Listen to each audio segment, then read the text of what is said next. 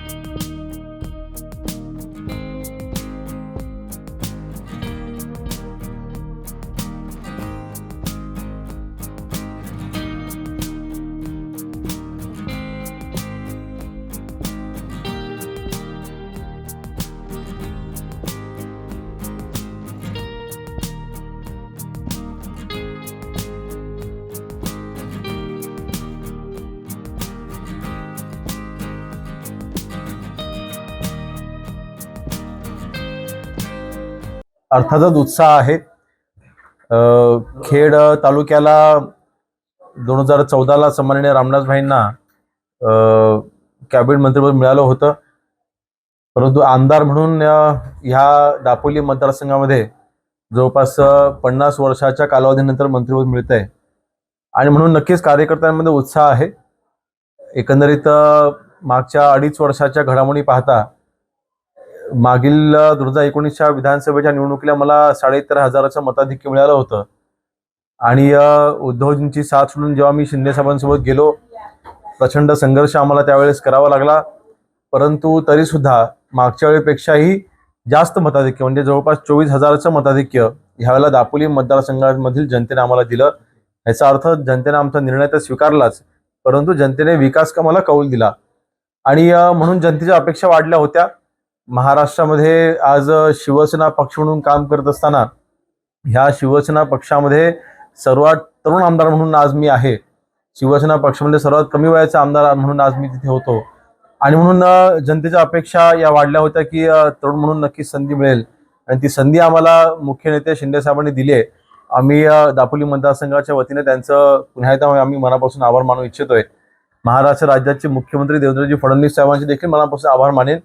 त्यांनी देखील ह्या निर्णयामध्ये आम्हाला साथ दिली, त्यांनी देखील हिरवा कंदील दिला आणि आज हे पद आमच्या दापोली मतदारसंघाला मिळाले।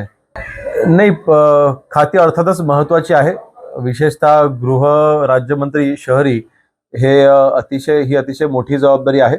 शहरामध्ये गुन्हेगारी ही पेरली जात असते किंवा उगवली किंवा तिथे त्याचा उगम होत असतो, तर अशा ठिकाणी नक्कीच एक मोठी जबाबदारी माझ्यावरती असताना नक्कीच मी पार पाडेन आणि उर्वरित जी खाती आहेत ती देखील अर्थातच महत्त्वाची आहेत। महसूल असेल, ग्रामविकास असेल किंवा अन्ननागरी पुरवठा असेल किंवा मग फूड अँड ट्रक असेल, मला वाटतं अशा महत्त्वाच्या खात्यांची जबाबदारी मला दिलेली असताना नक्कीच हळूहळू शेवटी खाते समजून घ्यायला देखील 1, 2, 3 महिने जातात आणि थोडासा एक सेटल व्हायला 1-1.5 महिना जाईल, परंतु नक्कीच ह्या सर्व खात्यांना राज्यमंत्री पद म्हणून जी माझ्यावरती जबाबदारी असेल ती 100% योगेश कदम प्रामाणिकपणे पार पाडेल. तर मला आता एक 2 तासापूर्वीच मला ती माहिती समजली आणि मी आता रत्नागिरी एसपींशी देखील बोललोय. खेड तालुक्याच्या आमच्या पीआयना देखील मी आदेश दिलेले आहेत की पुढच्या 24 तासाच्या आतमध्ये ज्यांनी कोणी हे कृत्य केलेले आहे त्यांना पकडलं गेलं पाहिजे, त्याला अटक झाली पाहिजे आणि कडक कारवाई कुठल्याही परिस्थितीमध्ये हा प्रकार ज्यांनी केलेला आहे त्याला सोडलं जाणार नाही. त्याच्यावरती कायदेशीर कारवाई केली जाईल. कुठलाही राजकीय दबाव ही कारवाई करत असताना कोणाचा येणार नाही, हस्तक्षेप होणार नाही, याची जबाबदारी आम्ही घेतो आणि संबंधित अधिकाऱ्यांना 24 तासाच्या आतमध्ये कारवाई करायचे मी आदेश दिलेले आहेत. टाइम्स डिजिटलला लाईक करा, शेअर करा, सबस्क्राईब करा आणि बेल आयकॉन दाबायला विसरू नका. Times digital.